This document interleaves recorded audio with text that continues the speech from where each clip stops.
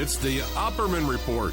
Join digital forensic investigator and PI Ed Opperman for an in-depth discussion of conspiracy theories, strategy of New World Order resistance, high-profile court cases in the news, and interviews with expert guests and authors on these topics and more.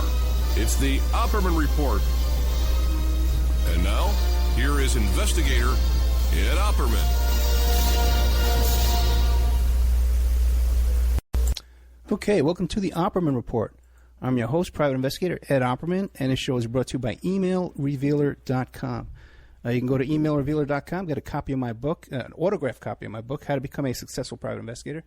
Or if you need any kind of asset searches, locates, background checks, need to locate somebody's place of employment, current place of employment, we can find that for you too at emailrevealer.com. Okay, we got a returning guest, one of our favorite guests here, with the good old yippies, A.J. Weberman, author of many books on the JFK assassination. A.J., are you there? Okay. I think I got you on mute here. One second. Okay, A.J., you're there now, right? I'm here. Yeah, I know, I had you on mute. I couldn't hear you. So tell us about yourself. Remind the audience, who is A.J. Weberman? That's a good question. Someone who stumbled across the answer to the Kennedy assassination because he was a political activist. In other words, I went to Flamingo Park to start a riot against the Republicans. We were having a convention down there, and that was sponsored by John and Yoko. Right. And while I was down there, someone was showing the Zapruder film. So when I got back to my luxury apartment at 6 Bleecker Street on the Bowery, I got a copy of the Warren Report, and I read it every night before I went to sleep.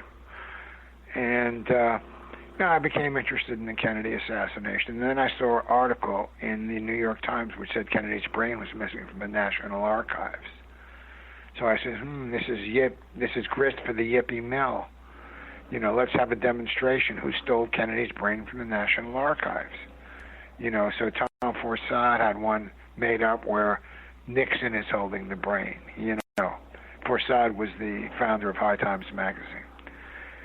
Anyway, we went down, we organized a demonstration there. We got a permit to demonstrate in front of the National Archives.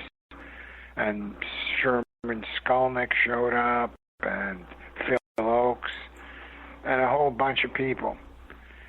But at the same time, this guy Bernard Bud Fensterwald was having his assassination conference at Georgetown University. And, he tried to get our permit canceled, and he wouldn't work with us. So during the conference, during Fensterwald's conference, Tom Forsyth took the reception table and turned it over, like Jesus did in the temple. Right. I don't know if I can, compare Forsyth to Jesus. He was like, the dude was like a cowboy, man, cowboy yippie from Arizona, Yeah. And, anyway, instead of rustling cattle, he'd get the Cadillacs and get rid of the VIN so the cops couldn't prove it was stolen, and we'd ride around these Cadillacs all the time. Anyway, so we had this tension with Fensterwald. But our demonstration came off pretty well. And, I went back to check on what Fensterwald was doing. And I met this woman who was one of the people behind the table that Forsyth overturned. She says, "Oh, what are you guys up to? Why'd you do that? What's your theories?" I says, "Hey, how would you like to smoke some hash?" Because I hadn't been smoking for days and days. Because I was putting posters up and organizing this whole thing. So I laid off, but I had a little hash in a pipe. So we sat down and, started to spark up when these nuns started walking in and out. I says, maybe you ought to go back to your dorm room. I don't feel like, insulting these people, if they smell the pot smoke. And so we went back to her dorm room. We're listening to rock, getting high, etc. When all of a sudden this guy yells up, Barbara, let me so I says, don't let him in. We don't need this dude. And he kept yelling. He was very persistent. I says, okay, let the dude in for a little while and then we'll get rid of him, So he comes up, and it's this guy, Steve Soder, who's Carl Sagan's assistant, a professor of astronomy at Cornell. And he shows me some tramp shots, of the guys, the three tramps being led away. So he says, I thought one of these guys was Frank Sturgis, but then Bernard Fensterwald went down to Dallas and measured the wall, and there was a height discrepancy of 3 feet. And I told him, you moron, Fensterwald's a CIA agent. See, I cut the obscenity out there. And, so then I looked at him closer, and I says, oh, man, not only does one of these dudes look like Frank Sturgis, the other one looks like this guy, Harold Henkel from Michigan State. This old dude rented a room for me when I ran a boarding house there, and he proctored classes and was, just a weird dude, but he just looked like Howard Hunt. And I says, wait a minute. He not only does he look like Harold Henkel, he looks like Howard Hunt. How could one dude look like Frank Sturgis? That's possible. So, coincidence. But then another dude looks just like E. Howard Hunt, and both these guys were involved in the Watergate investigation. Hey, you don't think that Hunt was the guy that you were renting the room to, do you? No, okay. No. This was a guy from Detroit who just was like broken down. Gotcha. And worked as a busboy in this Cupie's cafeteria. He just happened to have that look, like his face was carved out of stone. Gotcha. Yeah, gotcha. Definitely not. Although, Hunt is such a spook. Yeah. If there was something going on at MSU, I wouldn't put it past them, Yeah. Anyway, so I began to look in these guys' backgrounds, and I said Frank was mentioned in the Warren Commission report. He claimed that Oswald came down to Bayfront Park and had a fight with two of his crew members, because he ran this international anti-communist brigade thing. Right. Anyway, I started going to the archives every day. I hooked up with this guy, Michael Canfield. He went around and talked to all the Congress people to see if anybody was sympathetic. We found Congressman Gonzalez. We showed him the tramp shots. Canfield had lunch with him. He introduced a bill to investigate the Kennedy assassination, and the House Select Committee on Assassinations was born. Meanwhile, I was working on various documents I received from the CIA, and I received one which was Oswald's 201 file. So I looked it up, and the 201 file was an employment file. I says, oh, man, I got Oswald's employment file. So, I sold the story to the National Enquirer, and, me and Canfield went down to Lantana, and, they paid our drinks and hotel room and transportation and gave us like $40,000 for the story. Because they called up various CIA guys, and all of them said, oh, yeah, Weberman's got it. It's the true, it's his employment file, it's the smoking gun, blah, blah, blah. But guess what? The 201 file in the CIA, unlike the military, only means that CIA has an interest in a person. Fidel Castro has a 201 file, according to Philip Agee, who set me straight on this. So what I did was inadvertently float a false news story about the CIA in the National Enquirer. So that was like a big role reversal, I made a lot of money and I invested in gold and stuff. So, everything was cool. Anyway, so we're hanging around the Inquirer. One of the reporters has an interest in my girlfriend. And we went, they said, hey, you got to meet this guy, Gerry Patrick Hemming. Right. So, they drove me to Little Havana, went up to his Independent Research Associates private office, detective office, Assassination Central, and all the guys from my book I see him coming in and out of the place when I'm hanging out there. So I got friendly with Hemming, and, I visited him in his office time and time again. And, there was all kinds of intrigue going down there. Like, he tells this other dude in Spanish that somebody's going to be coming in Miami International Airport and to go take a shot at him, And so a couple of hours later, this other Spanish dude comes in and starts yelling at Hemming, help me, Gerry. Just came in from the airport and somebody pulled up and took a shot at me. Wow. And Hemming says, don't worry, I have the whole thing figured out. I got it covered. And all of this intrigue would be going down there. So Hemming and I became friendly, and he got a lot of laughs out of my jokes, Well, I noticed. He was impressed. And I had never heard the name of Gerry Hemming before today when I was looking him up on Wikipedia, okay? And I noticed that he had a marijuana bust. Did you guys have any kind of connection with that? No, that was later on. Okay. It was Quaaludes, as far as I know. Okay, yeah, it said marijuana on Wikipedia. Hang on for 1 second. Let me see who this is. Just 1 second. Okay, You're right great. there. All right, we're here with the great... Hello?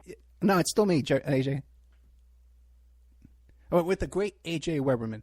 The book we're talking about today is called Gerry Did It. Gerry... Hello? Yeah, it's You me, there? AJ. Yeah, I'm here. Okay, so no.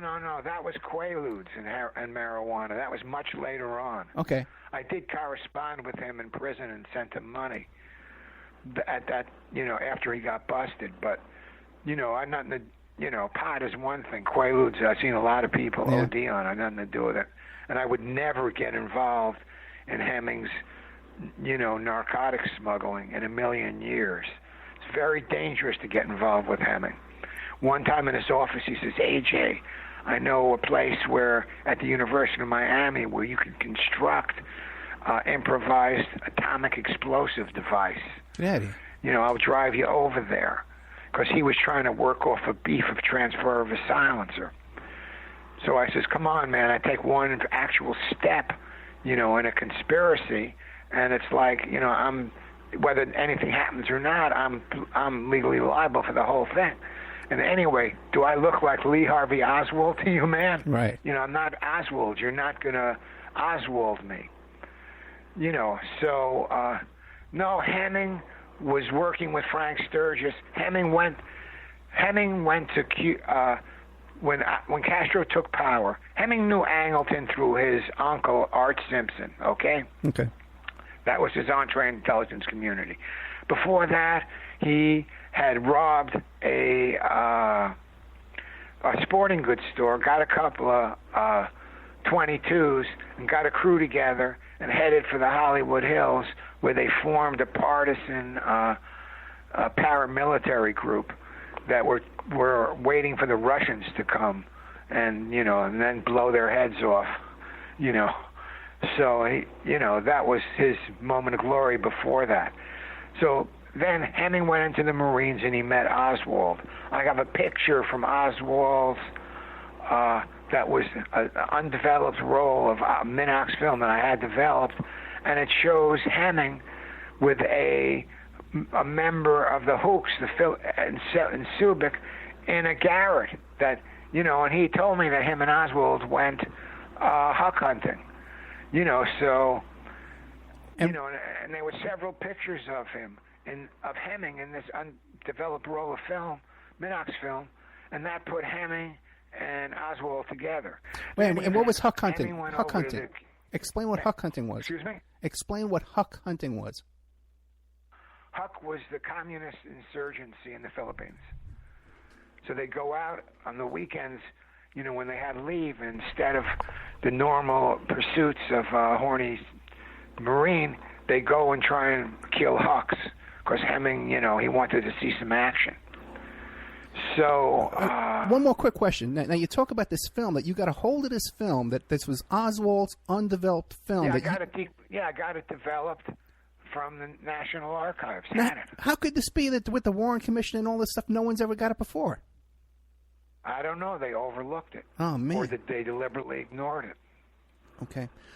Sorry to interrupt. It's okay. there. I have all the documentation. Yeah. And you wrote another book about that, too, called Oswald's Code book, right? Oswald's... Yeah, the Oswald Code. The Oswald Code. And the book we're talking about today is Gerry Did It, Gerry Hemming, and the Assassination of JFK. Yeah, Gerry did it, right. Both of these books, you can find them on Amazon. Gerry went to the Cuban mission in Monterey with Oswald. And Gerry had flying, skills, so they brought him to let him go to Cuba to help in the revolution. Oswald, they turned down. So Oswald went and met with Angleton, and Angleton sent him to the Soviet Union to give the Sovs, the U-2, information that they needed to shoot it down in order to sabotage the summit. In any event, Oswald returned, and Hemming got the bright idea to set him up as a patsy for the Kennedy assassination. Let me interrupt you for a second. Let me interrupt. Now, when Oswald went to Russia, how did he was able to get this U-2 stuff? How was he able to pull that off? Hemming did it. Either Angleton gave it to him, and he'd been in Atsugi, but in a different part of the base. So when the Russians looked at it, they said, "Oh yeah, he was at Atsugi," but that's not where he got it. He got it from Angleton. Okay, I understand. Okay. So Hemming gets the bright idea, and nobody else really knew he had re-defected. It wasn't a big story, but Hemming knew about it because they were in personal contact. So Hemming says, "Yeah, we knew the big event is coming after Kennedy messed up the Bay of Pigs deliberately, and so he says, let's make Oswald into a patsy for for the big event, which is going to happen, inevitably." So they had him start the Fair Play for Cuba Committee, get his bona fides, get involved with a fight with Brenniger and some other people, even though Oswald wrote about the fight to the head of the Fair Play community a week before it happened. So it was all staged in order to get Oswald arrested, get him in the media, have correspondence, have him make a chapter of the bogus chapter of the Fair Play for Cuba Committee, and use all of this to go to the Mexican consulate, Cuban consulate in Mexico City, and the Russian embassy, and get a visa to go to Cuba, and then come back and be a patsy in the Kennedy assassination. So it would look like the Cubans put him up to it. Right. And this would give impetus to invade Cuba, to use the normal American foreign policy, which was to send in the Marines, and that's that. Forget all these assassination plots, this, that, exploding clams when he went skin diving, stuff that'll make his hair fall out. Just send the Marines in and take over the country and install a liberal democracy. So you think that was the real Kennedy Oswald? wouldn't do that. You think that was the real Oswald that went? You think it was the real Oswald and not a double that went to the Russian? Of course, it was the real Oswald. That went to Mexico. It's ridiculous. That was the idea of the thing, is to send Oswald down there. Right. To get the visa to visit Cuba, then come back and be a patsy in the Kennedy assassination. And then you have Oswald and Hemming at the Sportsdrome Range. Hemming is working with General Walker, who's supporting the International Anti-Communist Brigade Intercontinental Penetration Force, run by Hemming and Frank Sturgis, who we call Fat Frank, who had a hand in so many assassinations you wouldn't believe it. Like right now I'm working with Ramfus Trujillo, who's the great-grandson of Rafael Trujillo. And we're investigating the circumstances around the Trujillo assassination, because Frank was there at the time along with his buddy Frank Nelson. And we're also looking into the Mirabel assassination, which was 3 sisters who were killed in an automobile accident, and their husbands were all, leading Dominican dissidents who were in prison. So I made a FOI request on them, and the CIA, instead of sending me some news clippings, blah, blah, blah, routine reports, said they can neither confirm nor deny the existence of documents on the assassination of Mirabel sisters, because the Trujillo family says, okay, El Jefe, or what do you want to call him, El Benefactor, he did all of this other stuff. He had Galvanez kidnapped, he tried an assassination attempt against Betancourt in Venezuela, he did this, he did that, but he didn't do the Mirabel sisters. That was the one thing that he didn't do. And Frank was there, Werbel was there, Mitchell Stewart Livingston Werbel III, who was no Russian count. His father was like an electrician. And, the whole crew, Hunt was there, and even John Rosselli, who was looking for gambling concessions. Well, So, what country was that? One. Trujillo and the Mirabel sisters, what country is that? The DR, the Dominican Republic. Okay, yeah, I wasn't familiar with that, okay. And also Frank was, he pulled the trigger in the Kennedy thing, and then I testified about his complicity in Camarade, which was the assassination of the Premier of Portugal, the defense minister, the defense minister's wife, the Premier's cohort, my friend's brother, and the pilot and co-pilot. And the guys that, Fernando and Estevez, they came forward and said Frank Sturgis put him up to it.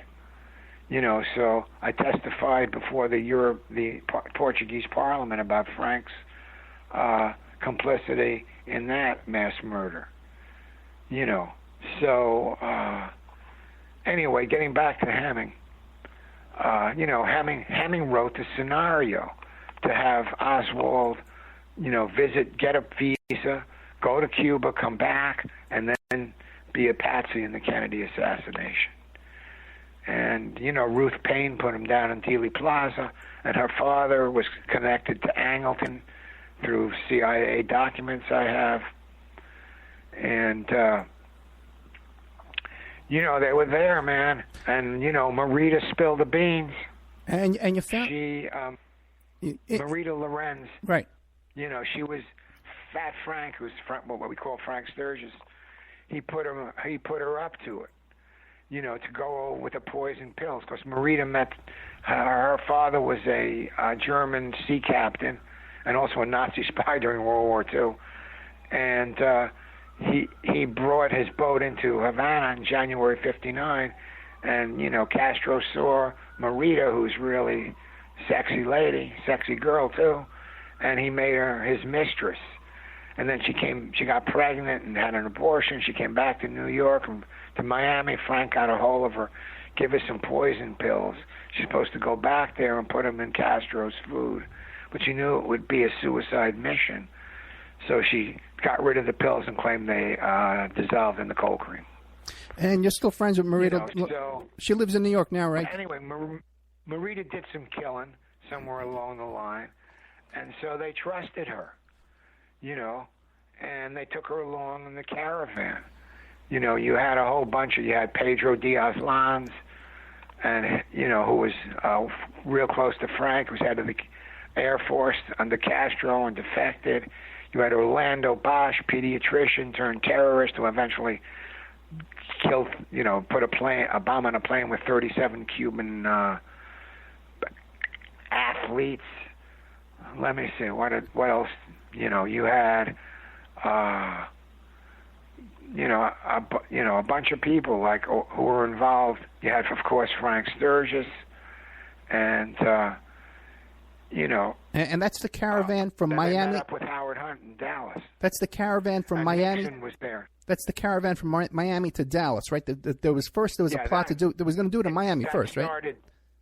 Yeah, that started one day after the parade route was published in the in the Dallas Morning News. You know, and you had either the Novo brothers or the Torres, Eduardo Torres, who was head of the intelligence for the Bay of Pigs Brigade. You know, you had a lot of people who had a vendetta against Castro. Like Torres was locked up in after the Bay of Pigs and was ransomed. You know, and so you know, that was Dealey Plaza. Then so Hemming had written that whole scenario there. And so I began hanging out with him. And, you know, I didn't know who the third tramp was. I couldn't figure that one out. So one night, I was over at Hemming's at real late, and he takes out these pictures, and he says, AJ, I'm going to give you 2 pictures, man, and I don't want them to stick together when you return them. So I told him, don't worry, man, I ain't going to ejaculate on the pictures. You know, I'm telling you, man, they better not stick together. So I says, who's this dude? And he said, that's Daniel Carswell, real name David Christ. And what happened to him was he was bugging the Chinese Communist News Service. And he got busted. You know why? Because he had an affair with a DGI agent in Cuba. Wow. And his wife, Wilma, was like a real straight shooter. Let me tell you, man. When he was in jail, she went nuts and threatened to blow the whole thing, and went to RFK and was screaming and yelling, and they were going nuts. She would have even gone bananas if she saw the CIA document that revealed the fact that the reason the operation got screwed up was because of his, you know, dalliances. So, you know, I talked to Wilmer, and she called the CIA immediately afterwards. Yeah, this guy called me up, blah, blah, blah. You know, so... how do you know that? The CIA called you up? How do you know? I got a document. I got a document that says we got a call from Wilma Clist, who said A.J. Weberman called her inquiring about her late husband. You know. Right. So you know, I looked at this guy's history, and he was a forced labor. He lost 40 pounds. But when he got out in April '63, and in exchange for this guy, Molina, the Hook Molina, who killed a kid, and one of his arms was in a hook, like a pirate. You know, so they had a prisoner exchange, and Chris got out. And Hemming says that Chris came down and started hanging out with him, and you know, he wanted a piece of the action because he had been locked up, and during the Bay of Pigs, they put him in a death cell and said, if this invasion succeeds, we're going to kill you. But they didn't know that he knew about all of the LSAR operations CIA was running throughout the world, because he was one of the top guys in the Technical Services Division. You know, an amazing story. This guy invented the fuel cell to keep bugs alive, you know? And they gave him an award when he left the agency. He also invented that device that shoots a beam against the window, and as it measures how the window pane moves back and forth when somebody talks, and you can bug a apartment like that. Yeah, they were even... You know, because Chris... They were deciphering typewriters. You know, they were pointing at typewriters. They could tell with the keys of the typewriters what letters they were typing. Yeah, they could. Amazing. They gave AG one of those typewriters. And that was back in the 70s. Marchetti told me they sent him over to kill AG to Paris. That he was going to do it. He was going to, puncture his eardrum and then put poison in there and then use a coagulant so the wound wouldn't show. But he didn't get the opportunity to do that due to circumstances beyond his control. So he used to hang out with Marchetti. Victor Marchetti was a CIA defector. He had eventually hooked up with the Nazi spotlight. I told him he was better off with the CIA than with the Nazis. Anyway, they, so, Chris started out working in a gas station. Then he started loading bombs during World War II in gelatinous crates, which dangerous occupation. Then he became a professor at the U of P, and then the CIA grabbed him up and recruited him. And who's that again? Chris who? So, David Christ. David Christ. Gotcha. That's his name. Okay. So, he was the third tramp, so that fit right into the, his background as somebody who wanted revenge on Kennedy for not getting him out. Is he still alive today? Fast enough. Excuse me? David Christ, is he still alive today? No, he's dead. Did you ever get a chance to talk to him? No, the House Select Committee on Assassinations did. I never got a chance to talk to him. And then what did the House Committee come up with? I didn't know his real name for a long time. It was Daniel L. Carswell. Right. Was his, because they wanted to use the same initials in case they were laundry tags. Right. Yeah, Yeah, he went into Cuba with false ID and backstopped, ID and stuff, So basically, I solved it. I solved it on November 22nd, 1973, when I realized the tramps were Hunt and Sturgis. So all these other people, the craziness. Professor Corsi has some. I heard he's working on something where he says Jack Ruby really didn't kill Oswald. No, really. You got people trying to blame it on LBJ and this and that, but they don't really come up with photographic evidence. Hey, let me ask a quick question. I just had a guest on, Mark Shaw, and we were talking about the death of Dorothy Kilgallen. What do you think? You think that was a murder, or you think it was an accidental overdose? It's possible because, Howard Hunt confessed to being part of the Kennedy assassination. Yes, I know that. Yeah. So the tramp shot and this and that, he confessed. He also said he sued me. I know. For saying he was involved.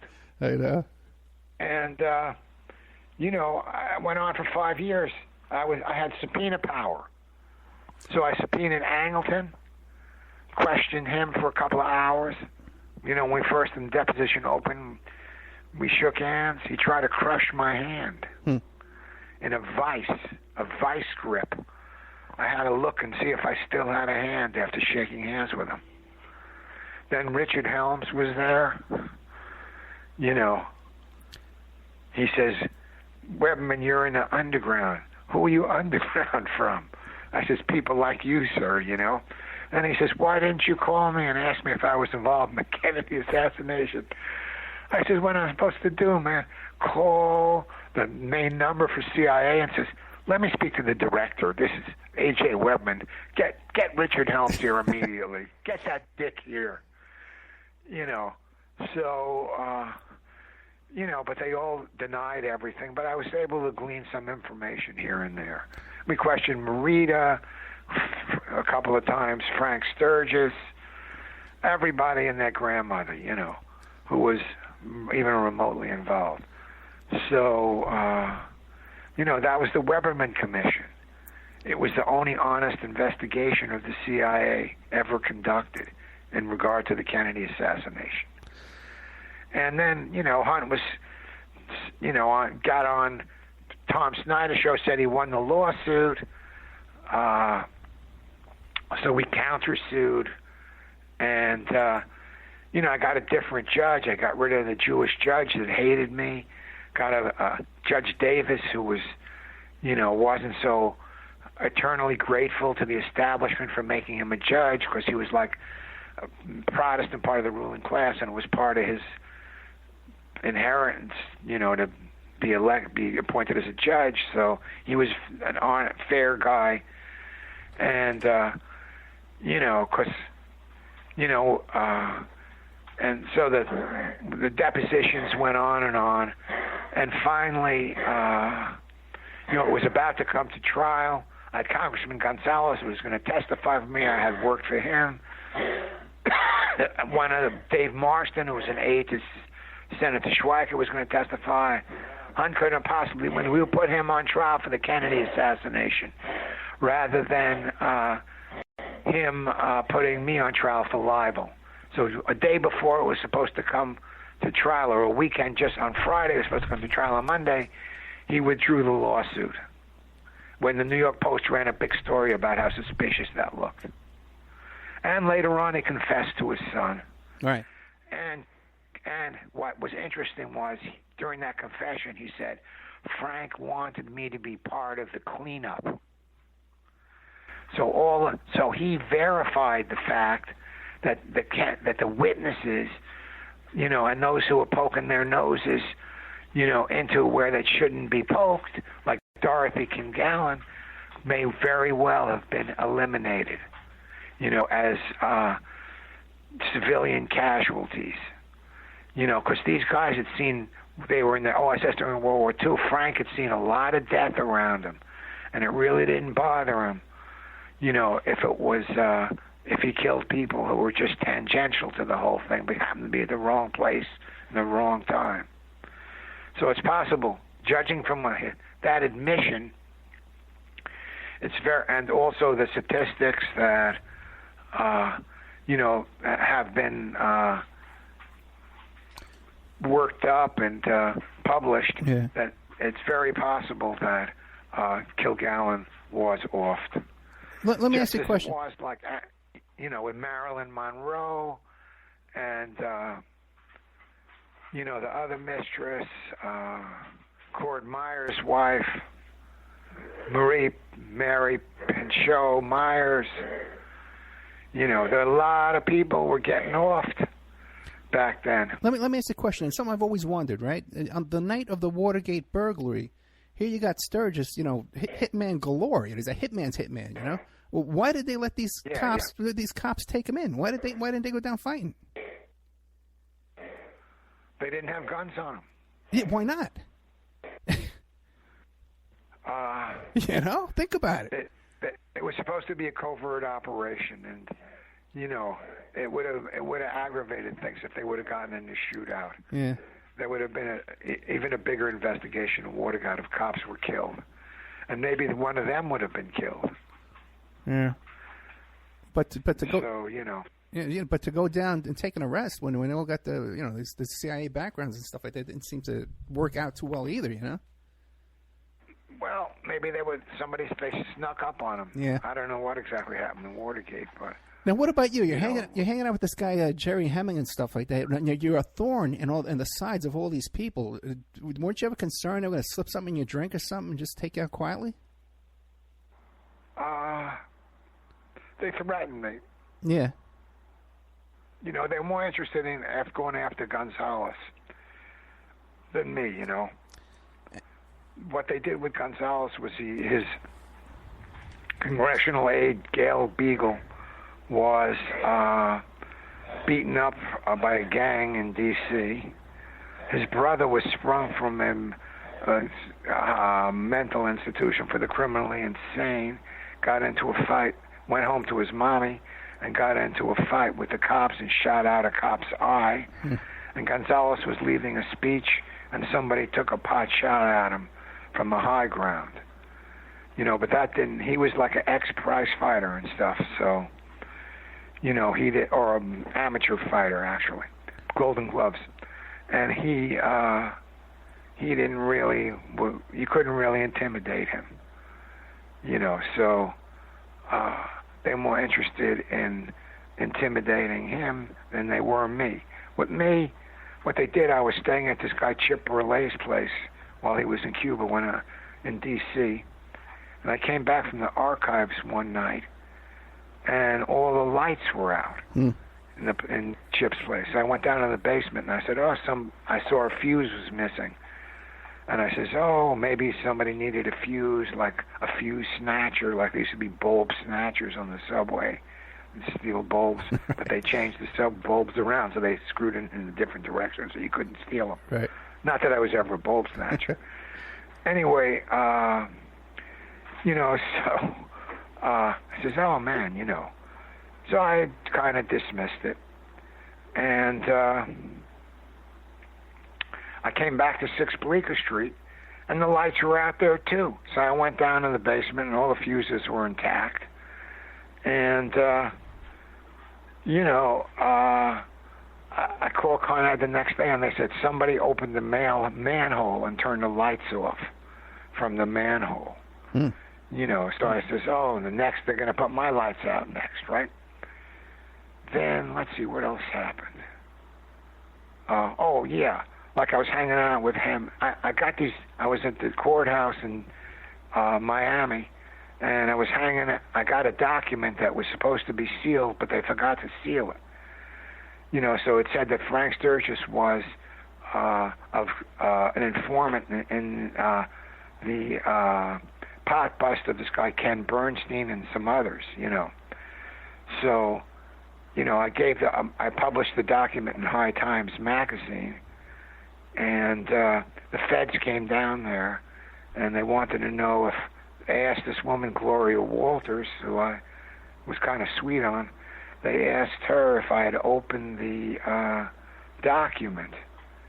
She said, no, it was unopened, it was unsealed when we gave it to them. They took my prints, but they couldn't make a case. So this put Frank's life in danger. And so I was hanging out with Hemming, and I was going, and I had some documents I got from the courthouse, and I had in a shopping bag, I had some other clippings that this guy had given me, just newspaper clippings. So so what I did was, so I was down, I told Hemming I was leaving when I was leaving and everything. So I was down at Miami International Airport and on the phone with my mother or somebody and, just talking, and all of a sudden, hang on for 1 second. The dog is trashing the place because its food isn't ready on time. All right, take your time. 1 second. Okay, we're talking to A.J. Weberman, and he's the author of the book Gerry Did It. Gerry Hemming and the Assassination of JFK, Mr. And by the way, okay, so go ahead. So that all of a sudden that bag. I'm on the phone. I look, and the bag of the shopping bag full of newspaper clippings is gone. But I still had my attaché case with the real documents in there. Okay. So I got on the airplane, and I was freaked out. That somebody had me under surveillance. And, it was Westworld was on, which was a freaky movie anyway. And I got off the plane, and there was this Cuban right behind me. And all of a sudden, 2 cops come out, and they grab this guy, and they whisk him away. So I feel what happened was Sturgis wanted me beat up or shot or something for, putting his life in danger. Right. So he got Hemming, says, oh, I know all about AJ. I'll tell you this and that. And he told Frank this and, where flight I was on. But what happened was he also told the cops, that something was going to happen. So, he did this on another occasion when Frank was going to start a shootout in Flamingo Park in 1972. He went to the Secret Service and told them about the plot.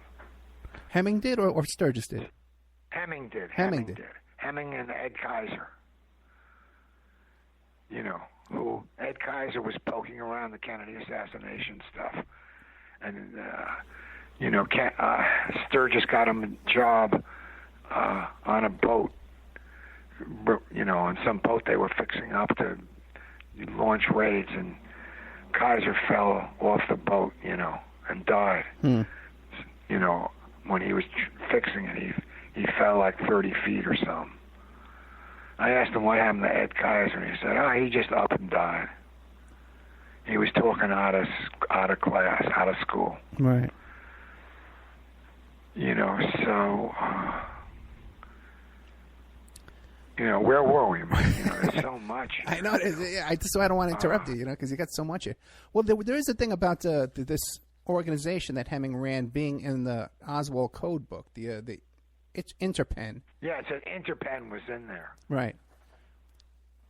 You know, the names of all Bosch was in there. The names of Pedro Diaz-Lanz, Hunt, Fiorini twice. You know, the whole crew was hidden. Stenography. Oswald used steganography. Steganographies. Steganographical, encoding. And what is that? You know, like you can see it's something hidden in plain sight. Yeah. So if we look at the pictures, what the Oswald Code is about. If we go to the Oswald Code, buy that book, we can look at the pictures in the book, and we'll be able to see it for ourselves. Yeah, but if you have $70, you can get a color copy of the book. Well, what do you want to get that for? What I did was, what I did was like I got the Oswald's address book from the National Archives. Right. It cost me $1,000, and they reproduced it. Then I scanned it at high resolution, and I went over it inch by inch or millimeter by millimeter. And I was able to come up with all these names that were hidden in there, thanks to Marita, who told me who they were beforehand. So I knew what I was looking for. Which was a big advantage. Okay, now we can buy that for $70. How do we get the one for $70? You got to go. I'm trying to get them to list them all in one place. Yeah. They keep telling me they do, but they don't. You know, Amazon. You just put in color copy of Oswald Code. It'll come up. Okay. On Amazon. On Amazon. Okay, buy that on Amazon. Or you can get the ebook for $5. That's in color too. Okay. Live in color. Now, Marita Lorenz, you still friends with her? You see her all the time? Yeah, of course. She was over for Thanksgiving. The same night that Fidel Castro died, right. She was drinking champagne and eating turkey. Okay. Because I'd like to get an interview with her if I could, if you could help me out with that, you know? Yeah, I'll ask her, you know. Thank you. I'll see what the story is. Now, I got one more question for you. Do you have any interest in the Mena, Arkansas, Iran-Contra, all that drug smuggling went down there? Well, you know, this guy Rothstein. Yeah. Frank came up and threatened Marita. And, you know, Monica got a pistol and shot a warning shot into the wall to get him to split. You know, so there was a whole thing. So Frank got arrested. And this guy Rothstein, you know, one of the detectives that was in the Vice Squad who was spying on the Stonewall, who had Skull Murphy, the wrestler, as an informant in the Stonewall, who I used to watch wrestling. Who would ever known he was gay? Right. In any event, you know, he said he was there during this whole thing. And he's a very right-wing guy. Yeah. And he said, yeah, it's real. It was real. They brought in heroin, you know, to flooded the ghetto with heroin in order to, you know, finance the Contras. He also said that, you know, Frank confessed to Cardinal O'Connor, Cardinal Cook. The cops brought Frank when they was in custody, so they wanted to see Cardinal Cook. They brought him down, and he confessed to Cook that he had shot Kennedy. I had Rothstein on the show a couple of times. He's been on the show a couple of times, Jim Rothstein. And he told me that Frank confessed to him. He told me at one point that he stuck a gun in Frank's mouth, and Frank confessed to him. Yeah. Yeah. But then he congratulated him afterwards because he hated Kennedy. Rothstein did? Yeah. Okay. He was on this boat where the Bay of Pigs planes landed or something. Right. He saw a lot of the casualties firsthand. Right. You know. The reason why I asked you about... Said, yeah, go ahead. Cops gave me a job. I had my own desk in One Police Plaza, you know, to defend them against the lawsuit that Frank had filed. So I had all my documents there, and I says, you sure the documents are safe here? The cop says, yeah, look at our guns, man, you know. He says, oh, yeah. So, you know, sure enough, the feds came in and stole the documents. Oh, wow. I had them all. I replaced them easily enough. I had a list of them all, so it didn't really matter. But, what are you going to do? The reason why I asked you about Mena, Arkansas, if you were interested in that, and Bill Clinton and all that kind of stuff like that, because I'm in touch I'm in touch with the lawyers down there that are filing Freedom of Information Act requests to uncover everybody, DEA, Homeland Security, CIA, all the CIA drug smuggling down there in Mena, Arkansas. But they're way over their heads. They've never done FOIA before. What do you think? An expert like you want to dip your hand in there, help them out? I'm not, I don't think I could be of any help. Okay. All right. Because all they have to do is file for what they're interested in, right? Yeah. And then they get denied. They're going to get a response. We cannot neither confirm nor deny we have documents, or they're going to get a list of documents and why they've been withheld. Then the next thing is to appeal it. And then once you've exhausted all your administrative remedies, you go to federal court and pray that you get a sympathetic judge. Yeah, that's where they are now. They're appealing. They applied and they were denied. Now they're appealing. Okay, so once they get the appeal, then did they say neither confirm nor deny, or did they give a list of documents? And no list of documents, that's for sure. So probably confirm nor deny, yeah. I guess. So you got to challenge the Glomar decision, which says that the CIA can do this shit. Okay. All right. Oops. That's okay, man. Don't worry about it. All right, man. AJ. All right, that's a story. I'm going to feed the dog. It's a liver. Thank you so much. Before he trashes the place. I can't thank you enough, nice okay? Talk to you soon. Cool, man. Bye. Bye. Okay, they got the great AJ Weberman. A couple of questions I want to ask him, but that's okay. It's impossible to talk to this guy on Facebook and through email and stuff, so I got to ask him this stuff on the air. Good old AJ Weberman. I wanted to ask him, how he likes to be best remembered, either AJ as the JFK guy or as the Bob Dylan guy, but didn't get a chance to do that either. Check out these books, okay, guys? Gerry Did It, Gerry Hemming, and the Assassination of JFK by Mr. Alan Jules Weberman. When you look it up on Amazon, they make it difficult. The other one is the Oswald Code, The Secrets of Oswald's Address Book, and that one is by Mr. Alan Jules Weberman again. See, he doesn't understand why his books are hard to find on Amazon, because he uses either AJ Weberman, Alan Weberman, Alan Jules Weberman, Mr. Alan Jules Weberman. Of course, they're not all in the same place. But anyway, what are you gonna do? The guy's like 80 years old now, man. God bless him. And there's some other things I want to talk to him about too, but I'll catch him another time when another book comes out. Gerry Did It, Gerry Hemming and the Assassination of JFK. The other one is the Oswald Code. Now these books go together because it has all the same information, so you got to check this out. And he said there's a $70 version with a color, where you can see the color, see the address book yourself in the color.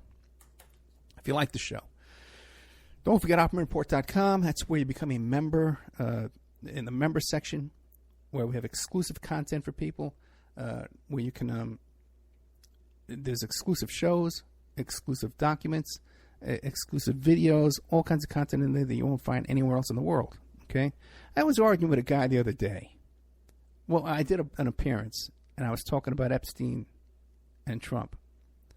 And this character says to me, "Oh, he doesn't say anything about Epstein and Clinton and the Clinton Foundation." I'm the one that found that information on the Clinton Foundation. I'm the one. There was only one place to get the 24-page letter from Epstein's lawyer saying that they created the Clinton Foundation, and that is at OperaManReport.com. You got to be kidding me. This is what drives me crazy. Anyway, don't go crazy yet. And now a word from our sponsors.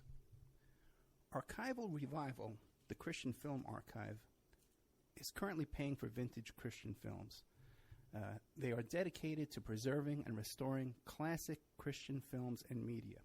So if you have an original prints, negatives, or other film elements of classic Christian films, or you have audio recording masters for classic Christian record albums, they want to buy them from you. So email archival.revival@gmail.com, and they're going to make you an offer. Archival Revival wants to preserve these classic Christian films so that they continue saving people for years. These films have brought people to salvation. They want to continue that. Their staff has decades of experience in handling and preserving of film elements, and they utilize the very best climate-controlled film storage facilities around the world. Contact them today at archival.revival@gmail.com. If there's someone you know has these prints, negatives, recording masters, or other materials from vintage Christian films, you can check out their blog at archivalrevival.blogspot.com. Now, just so you understand, Archival Revival wants to pay you for these films. So you can look in your church attic, in the church basement. If you have a friend who runs a Christian youth ministry or these youth vacation Bible study camps, they have these old films in those big metal containers, 16 millimeter and 35 millimeter. Archival Revival wants to buy them from you. So this is a sponsor that actually wants to give you money. And all you have to do is contact them, tell them what you have. If you're in the UK or Ireland or Africa, these films are all over the world, and they're gathering dust, and they're going to deteriorate if they don't get into the hands of Archival Revival. So that's archival.revival@gmail.com, or the blog spot is archivalrevival.blogspot.com.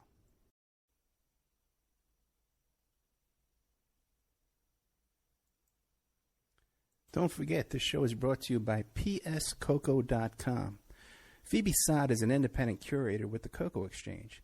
The Cocoa Exchange is formerly known as Dove Chocolate Discoveries, and they make the finest silky smooth chocolate because the products start with the best cocoa beans, which are tested for quality and flavor by expert technicians. The Cocoa Exchange offers not just premium chocolates, but anything from sauces and spices to brownie and cake mixes, and even coffee and martini mixes. If you wish to treat yourself or someone you love to a sweet and tasty gift, then the Cocoa Exchange is the brand for you. So you go to pscoco.com, you click on the Shop Now button. You can see all their beautiful chocolates. You can order it right now tonight. It could be in your mailbox in a couple of days. Or if you want to get into the chocolate business, you want to be a chocolatier just like Phoebe Sod, you can click the Contact Us button, and you can learn how to get your own website, go into the cocoa chocolate business, and sell chocolate and make a little bit of money there. Remember, all these shows on Awake are brought to you by emailrevealer.com. You can go to emailrevealer.com and get a copy of my book, How to Become a Successful Private Investigator. But you also do all the kind of different services for you. An online dating service investigation. It's called an online infidelity investigation. And that's where you give us your husband or your boyfriend, your girlfriend's email address, and we trace it back to their online dating websites, and we return a list of all the dating sites that email is registered to. We can expand on that investigation and trace it back to porn sites, escort service sites, swinger sites, even gambling websites, and even prescription drug websites. If you think your ex-husband or something is addicted to prescription medication or involved in a extreme online pornography addiction, we can produce a report for you that you can use in court. Adoption investigations. If you want to locate your birth parents or your birth child you gave away for adoption, we can do adoption investigations for you. Asset searches for you. Locate bank accounts, hidden assets, hidden properties, hidden income, all different kinds of services in the asset search investigation. Email tracing. If you need to locate or identify somebody from just an email address, we can do an email trace investigation for you, and all kinds of digital forensics, computer and cell phone digital forensics, where we can recover deleted content from an email or a hard drive and produce a report for you that you can use in court. That's emailrevealer.com, or you can contact me at oppermaninvestigations@gmail.com.